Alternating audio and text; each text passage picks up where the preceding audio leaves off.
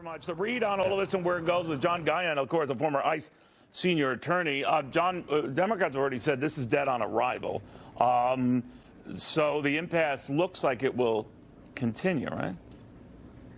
Yes, Neil, I think that's unfortunately in the political structure that we're in right now. The Democrats aren't going to give the president any sort of wins, even though shifting to a merit-based immigration system is a fantastic idea in theory.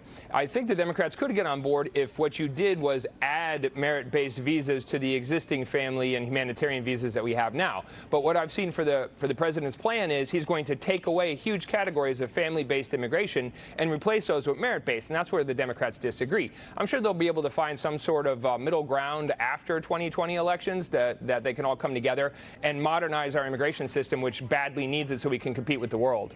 You know, maybe they're frustrated at his Democrats because he really did not address DACA, you know, the kids of illegals who are here and through no fault of their own, they're in limbo.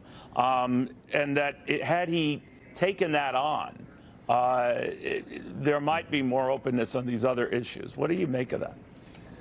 I think that's absolutely correct. The more comprehensive we can make some sort of immigration plan where both sides get what they really want, the better chance we're going to have of passing something. But again, no one wants to give the other side any sort of victories, and so I don't think it's going to happen anytime soon. But if the president puts DACA on the table, he puts the Dreamers on the table, he puts the temporary protected status people on the table and says, I'm going to help all of them. I'm going to create a way that all of them can become legal in a different way than they are now, and we're going to do immigration reform as far as merit-based and getting away from family-based. I think that could definitely work, but that's not what the president is putting on the table right now.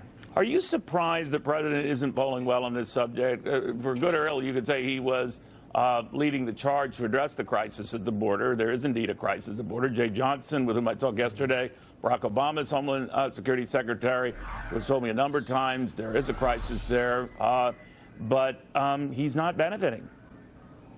He's really not, and I think that's twofold. The left is never going to agree with any of his policies, and they don't like the language that he uses when he refers to immigration reform in general.